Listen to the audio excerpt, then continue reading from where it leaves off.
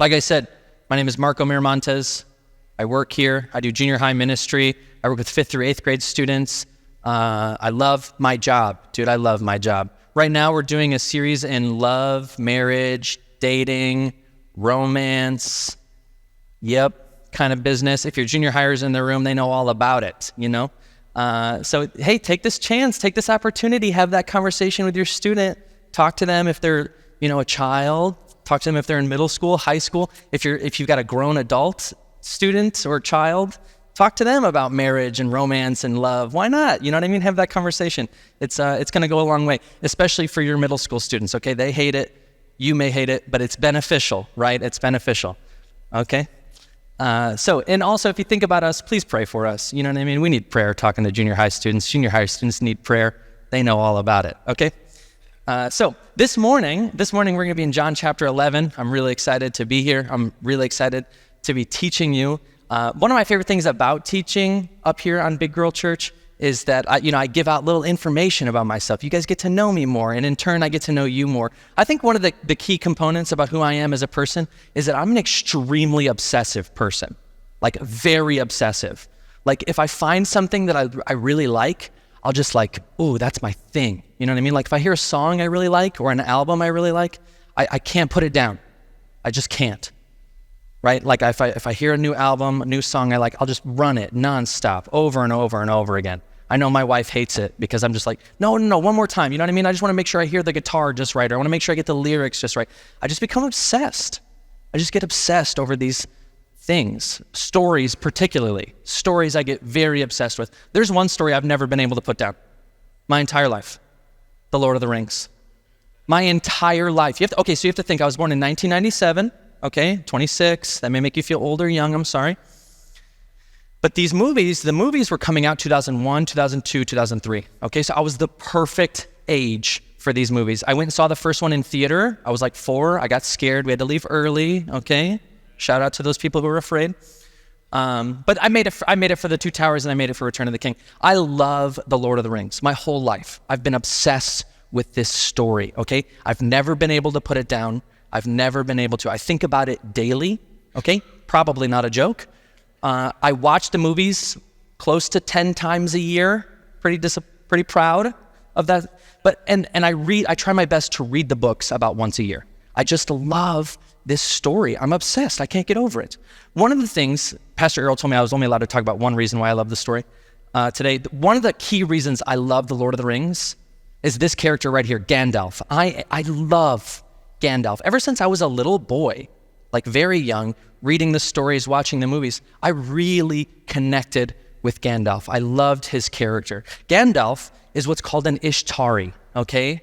He's a wizard, all right? He's not from the planet. He's an alien, okay? It's probably best to say he's like an angel. He was sent by a higher power down to the planet to kind of help counsel the people. That's why the wizards look like they're old men, because they presented themselves that way, because people listen to old men wisdom, right? And so that's what Gandalf is. He's wise.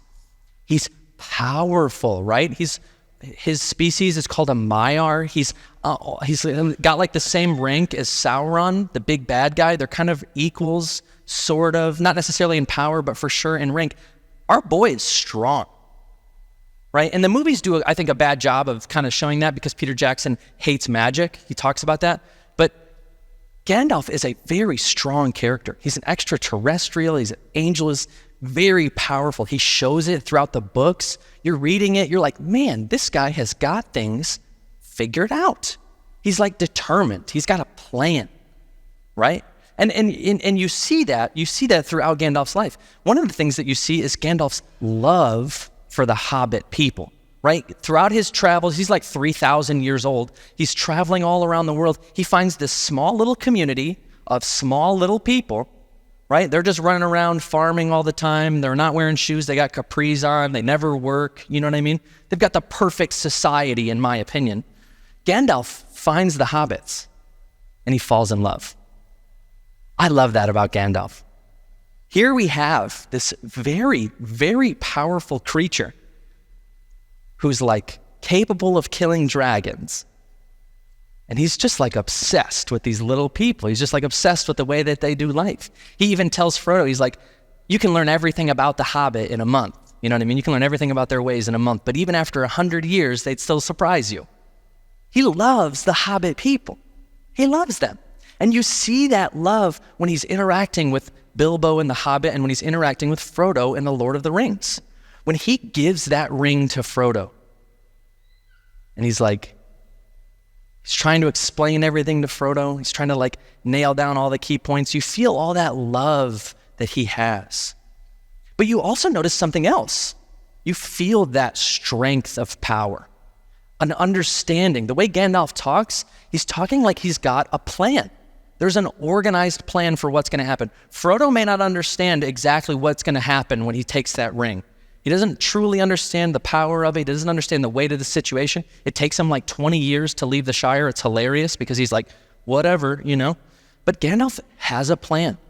And when Frodo finally gets going on his journey, it's pretty scary. I mean, I was scared. I was a 4-year-old little boy. I was terrified. Right? Frodo goes out on this journey, and it's scary. And especially in that first book, the first half of the first movie, you see Frodo and Sam, Pippin and Merry really rely on the character of Gandalf, even when he's not around. If Gandalf isn't around, he's not with them, and they're traveling, they're thinking, no. We've got to get to the Prancing Pony. We've got to get to Bree because Gandalf's going to meet us there. Gandalf's got a plan. We don't know what's going on. Gandalf does. We trust that.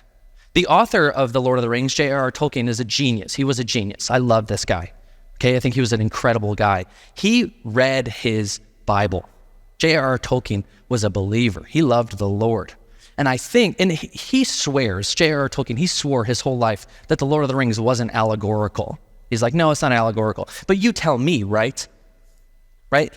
Gandalf, in my opinion, I believe J.R.R. Tolkien, he read the story we're going to be reading today. He knew this story. And this story heavily influences the way he created this character. I know it. J.R.R. Tolkien really understood the relatability of Christ. He really had that piece of our theology nailed down. He understood how we are to interact with Jesus and the way Jesus interacts with us. Like I said, we're going to be in John chapter 11 today. If you have your Bibles, I'm begging you to go to it. We're going to be going through pretty much the whole chapter today. I'm not going to have all of it up on the screen. So if you have it in front of you, you'll be able to follow it along more easily. I'm in the NIV version. For those of you with phones or if you're watching online, you can open up a new tab or something, But while you're turning there, I want to give you some reference, okay, where we've been. Before John 11 is John chapter 10, okay? And in John chapter 10, I've made this nice map for you. Great job, Marco. Very proud of myself, okay?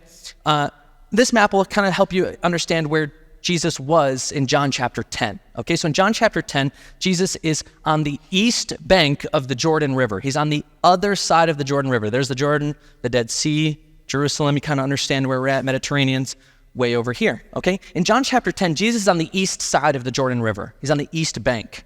This is actually where John the Baptist was beginning his baptizing ministry. When Jesus goes to get baptized in the Jordan River, it's right there on the east bank. Jesus is back in that location in John chapter 10. He's telling stories, he's teaching, he's doing all these things. It's really upsetting the Jewish people. It's a classic moment. He's teaching, he's saying all these things, and the Pharisees and the Sadducees are getting really upset. And in John 10, they actually get to the point where they're like, okay, we're done, dude. We're sick of this guy. We're going to stone him. Let's kill him. Let's get everybody together and kill Jesus. We're tired of him. So Jesus kind of gets word of this, and he kind of slips out, he kind of sneaks out, and his game plan from the get-go is, well, I'll leave all the Jewish people that are wanting to kill me by the Jordan, and I'll go to Jerusalem, where there are no Jewish people.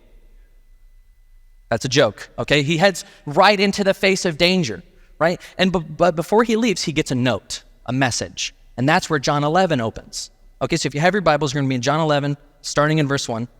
This is what it says. Now a man named Lazarus was sick.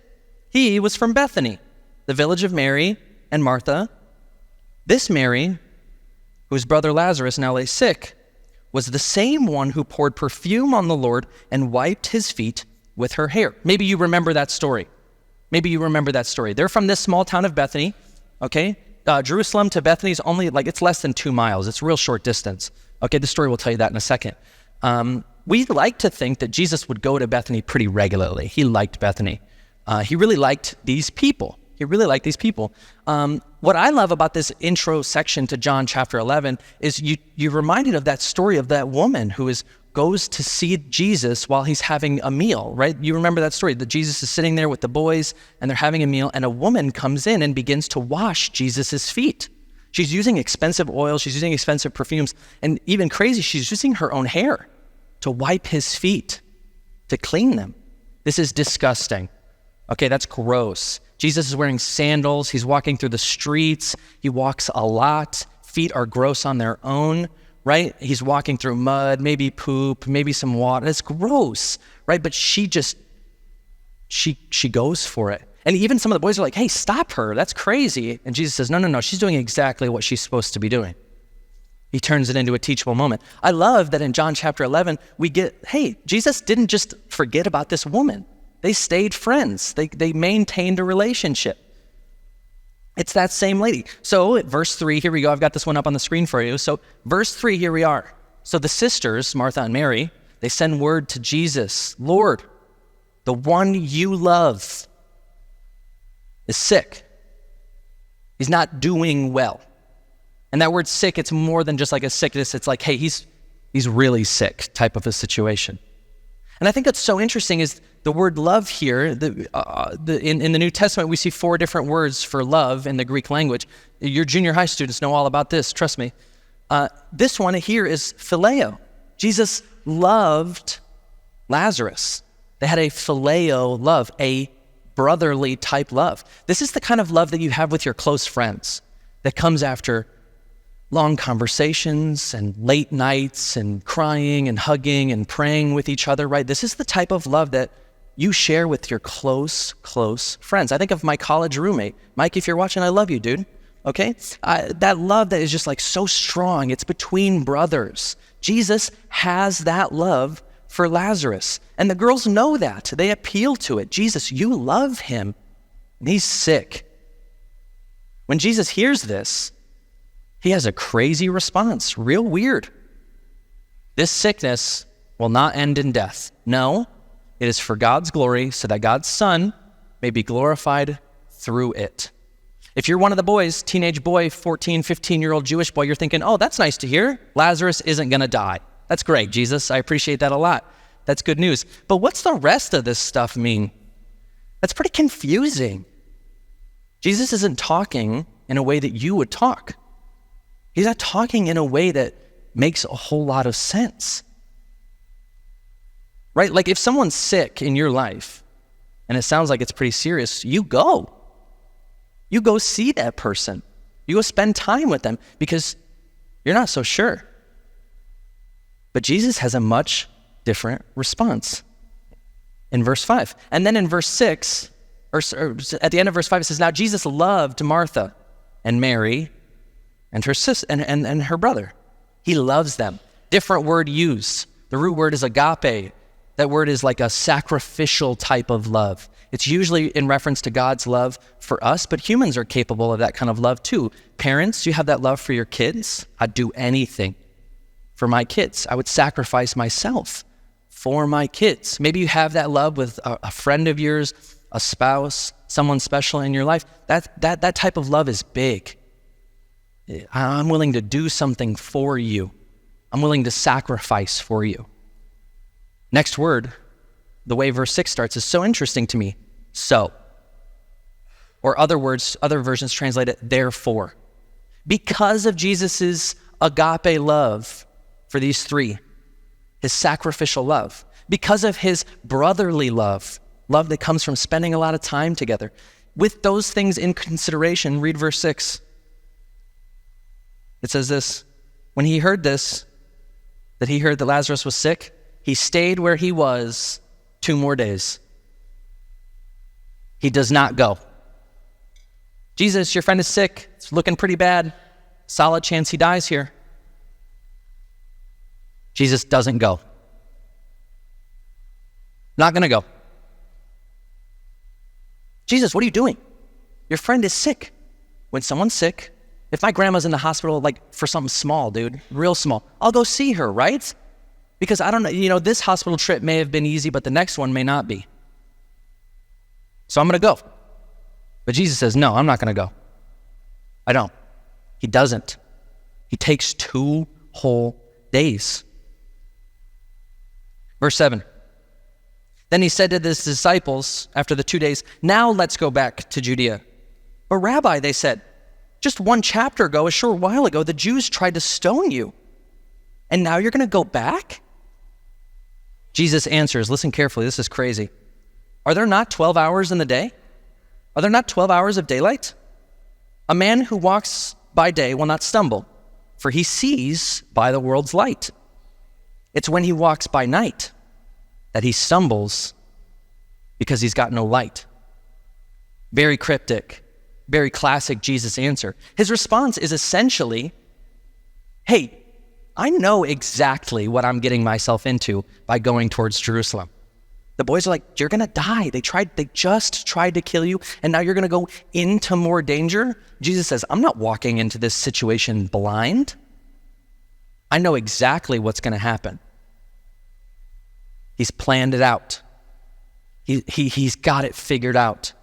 And there we see that divine nature present in Jesus. He's not even aware of the plan. He's the one who's created the plan. He says, I'm not worried about going towards Jerusalem. I know what's going to happen there. Just wait and see. Just wait and see. After this, Jesus says to the disciples, he went on to tell them, our friend Lazarus has fallen asleep, but I'm going there to wake him up. His disciples replied, you got to remember, they're junior high students. They're junior high school students. They're at max 18 years old. He says, the boys say to him, Lord, if he sleeps, he'll get better. Right? If you're sick and you take a nap, you feel better. Jesus had been speaking of his death, but his disciples thought he meant natural sleep. So then Jesus had to do the youth pastor move and just straight up tell them, okay, no, you missed the point. Lazarus is dead. As we're speaking right here, right now, Lazarus is already gone. He's dead. He's for sure dead. And for your sake, Jesus says, I'm glad I wasn't there. Jesus, that's a crazy thing to say. Your friend is dead. And he's like, yeah, I'm so happy I wasn't there. And he says, now you'll get the chance to believe because of what I'm going to do there. Then Thomas, I don't know, Thomas is just like, he's like trying his best or whatever. He's like, let's go, that we all may die with him. You know what I mean? Like, thanks, thank you, 15-year-olds, I appreciate that. Okay, verse 17, he gets to the location. On his arrival, Jesus finds that Lazarus had been in that tomb 4 whole days. 4. Church, how long can you go without eating? You go a couple weeks, right? You knew that answer. You can go a couple weeks. How long can you go without water? 3. It's been 4. By every scientific proof, Lazarus is dead. There's no argumentation. They've already got him in the ground, stone rolled over. You've got to put yourself in that position of Martha and Mary. You've been mourning 4 days. You're way past the denial part of your brother's death. There's no denying it. It's been 4 days. You're well into that space. You've lost someone. I know you're sitting in here. You've lost someone. I've lost someone. 4 days into that business, I'm like not even getting up to put my, I'm not getting dressed today. I'm not going to brush my teeth. It's everything. 4 whole days. And then here comes Jesus strolling up late. You're late. He's already gone. We already you missed the funeral.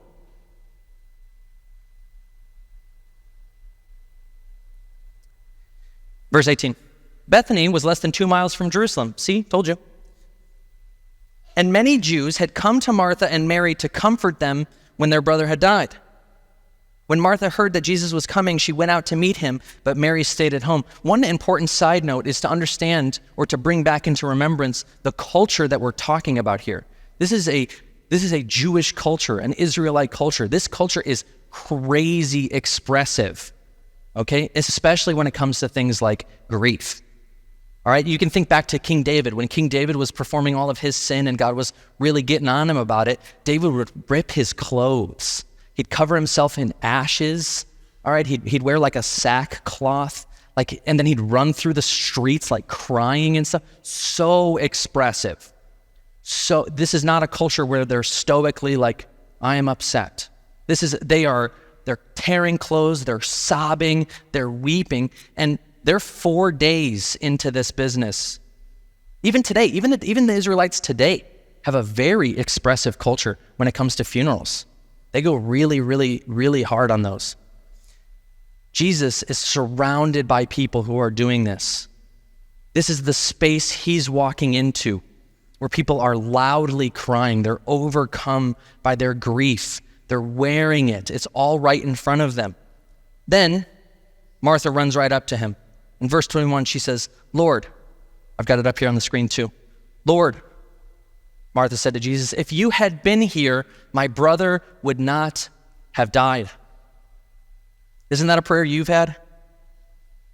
Said almost that exact quote directly to God. God, if you had been here, you could have fixed this. I've literally been asking. Like Martha and Mary, they sent word. We tried to warn, we tried to get you here before it was too late. Had you been here, you could have fixed this.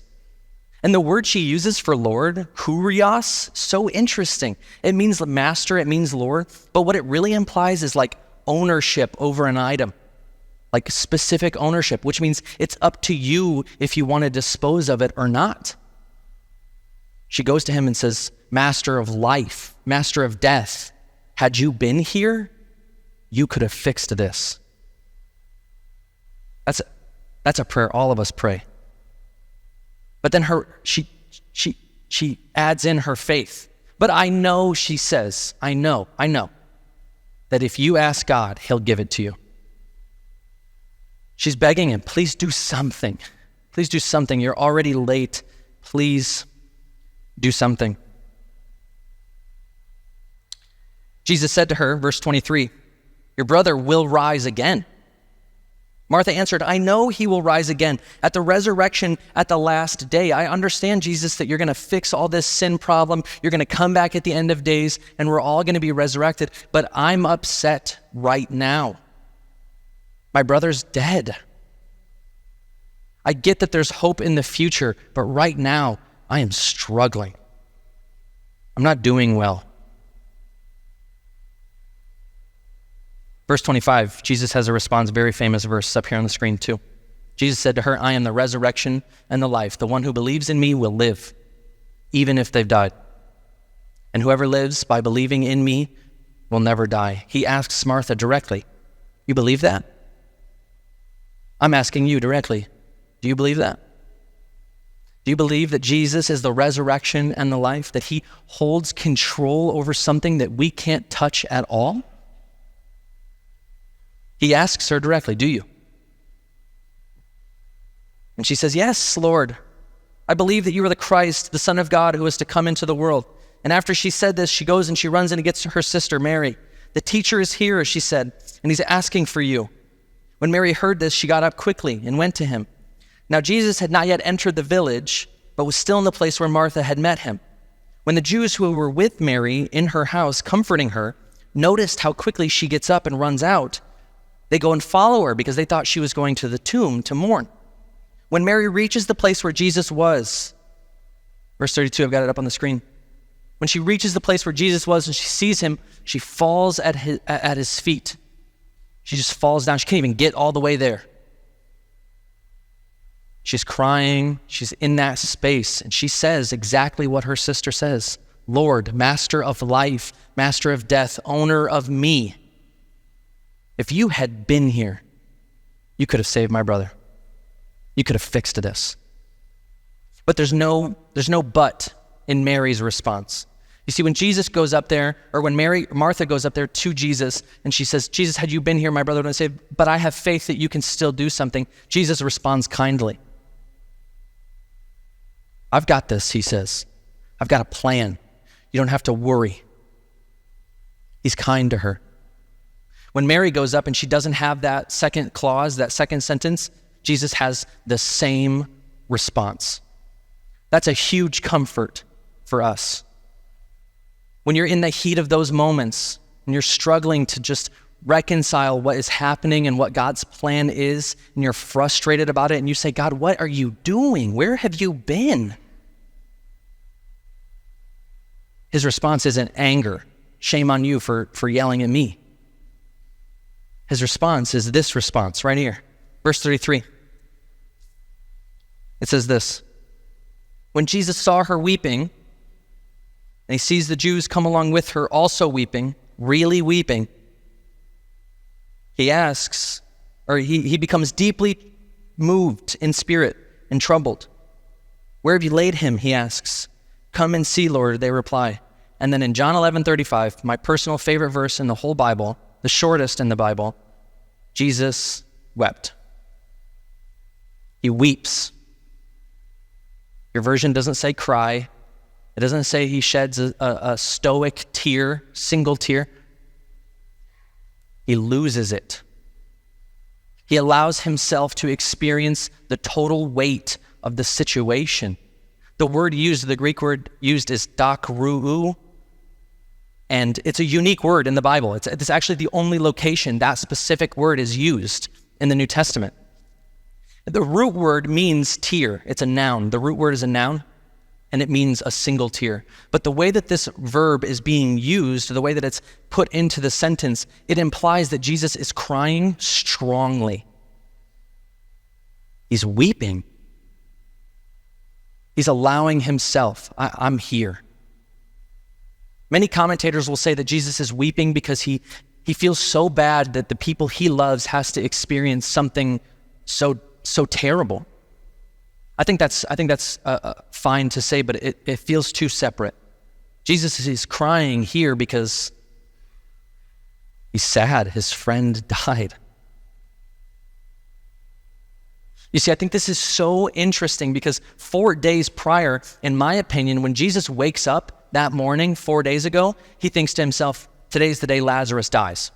I know that because I've ordained it.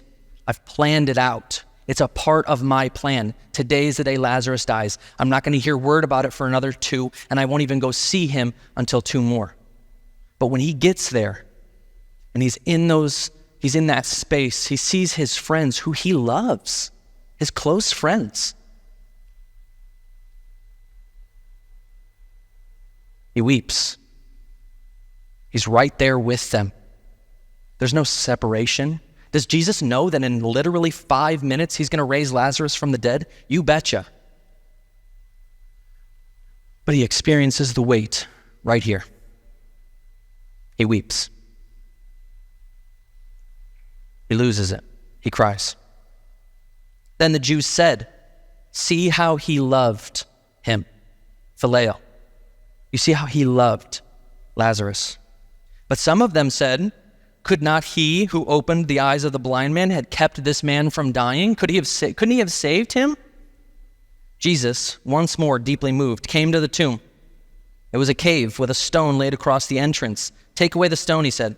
But Lord, Martha said, the sister of the dead man, by this time, 4 days in, he's going to smell terrible. There's going to be a really bad odor. His body is decomposing. Guy's dead. Then Jesus said, did I not tell you that if you believed, you would see the glory of God? So they took away the stone. Jesus looked up to the heavens and he said, Father, I thank you that you have heard me. I knew that you always hear me. But I say this for the benefit of the people standing here, that they may believe that you sent me. When he said this, Jesus calls out in a loud voice, Lazarus, come on out. Come on out. And he does. He walks right out. The dead man came out. His hands and feet were still wrapped in stripes of linen. A cloth was still covering his face. He said, take those grave cloths off of him and let him go. He's alive. And right there, Jesus performs one of the most incredible miracles of his entire ministry. He raises a man from the dead. I think this is really important. I think this miracle is really important. If Jesus had just raised himself from the dead, then you could have maybe argued that it came from an external source. Well, it wasn't him. Maybe it was God the Father and Jesus really isn't God or something like that. But no. Here we have definitive proof that Jesus himself has control over the one thing we don't. And throughout his whole language in this entire passage, you feel that divine nature present. It's almost like when you're Frodo Baggins and you're walking through the mines of Moria with Gandalf. It's dark down there. And Frodo's scared. The hobbits are scared. Gandalf, we don't know which way to go.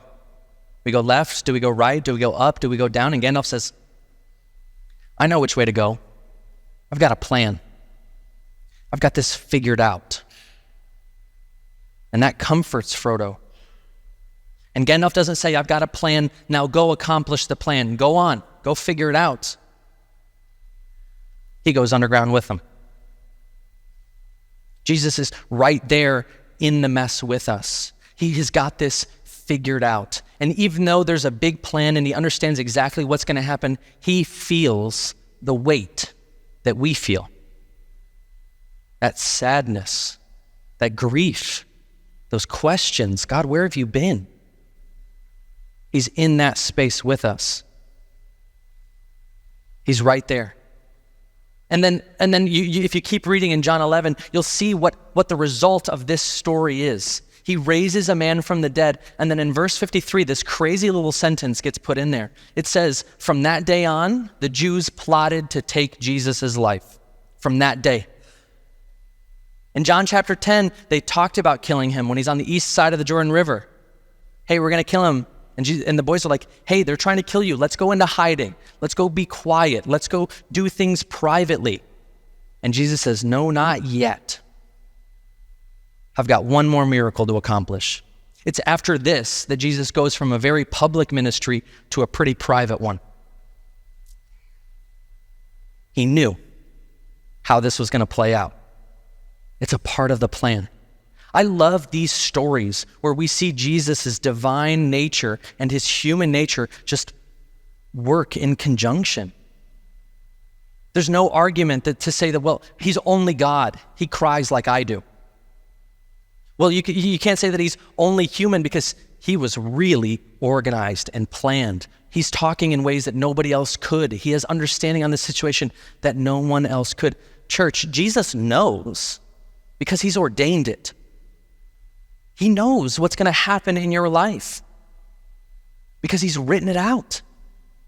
Before the creation of everything, before space and time exist, he's written out the plan. He knows what's going to happen in your life. That's a comfort. I can be like Frodo and go and cross all of Middle Earth with some confidence and tenacity because I've got someone who's much more powerful than me on my side, who's got this figured out.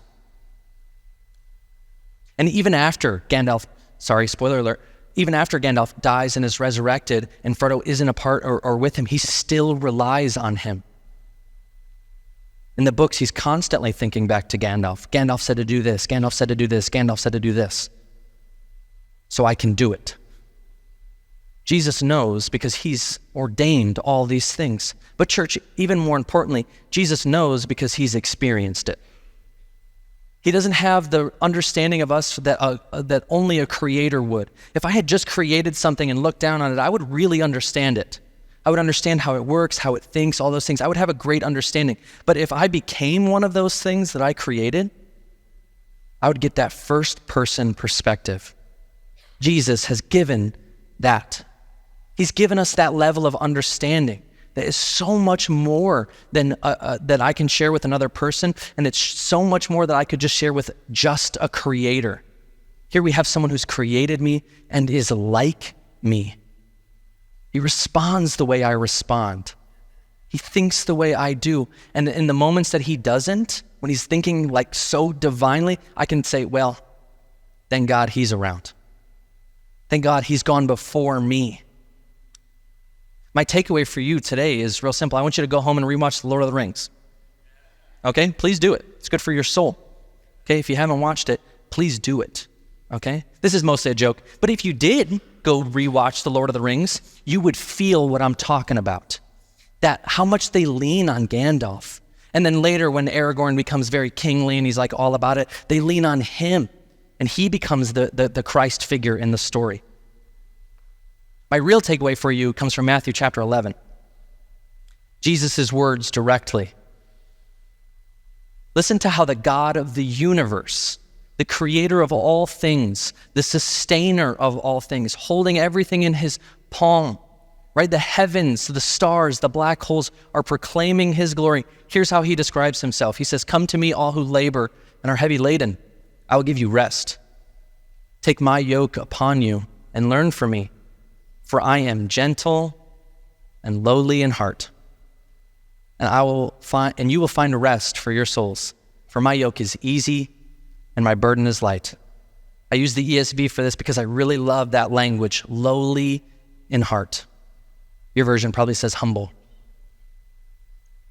The God and creator of the universe describes himself as lowly in heart. He's just like us. He understands our position. And he did that so that way we would have this well to draw from of constant comfort and encouragement and confidence to go forward. Church, this is a God that is worth giving your life up for. This is a God that is worth having a sacrificial love for. I'm willing to set myself aside for that. That's great. That's the type of person I want to follow. And when you're watching The Lord of the Rings, you feel that in Gandalf. You see those characters, you see those qualities. Jesus says, "Come to me. I make things easy." Life is difficult, it's frustrating, it's you don't even know when things are going to upend or uproot, and it's all gone. But he says, "I can make things easy." Church, I hope that if you're in a situation where you feel like Martha or Mary and you're saying, "God, if you had been here, you could have done something." My hope is that you see this part of Jesus, that he has been there the whole time. He is with you in the fire. When Shadrach, Meshach, and Abednego got thrown in, there was a fourth there. He is present in those times. And not only is he present, he's experiencing the weight of those emotions with you. When you're sad, so is he. When you're happy, so is he. He's not distant, he's present. Church, let's pray. God, we spend a lot of time studying who you are, getting the different nuances and seeing the different perspectives, God, and highlighting the different stories.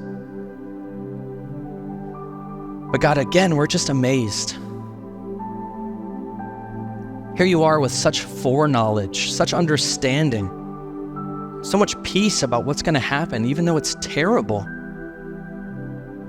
But God, then we see you react just like we do. You respond just like we do. You're upset. You experience the weight of the emotions, even though you know you're going to redeem the situation eventually. God, that quality in you is worth praising. God, I pray for us that as we experience the unexpected avenues of life, God, that we would remember your words here. We would remember your heart here. God, when we run to you with upset questions or frustrations, God, I'm amazed to see that you just respond with love. God, I ask that you continue to show that love, make it abundantly clear in our lives. And God, help us to receive that so that way we can go and perform that for others. Give us the strength, give us the confidence, guide us along, walk with us, God. We're ever thankful for your Son and the sacrifice he made for us. We pray this in your name. Amen. Church, thanks so much for listening. I appreciate you a whole bunch. Have a great week.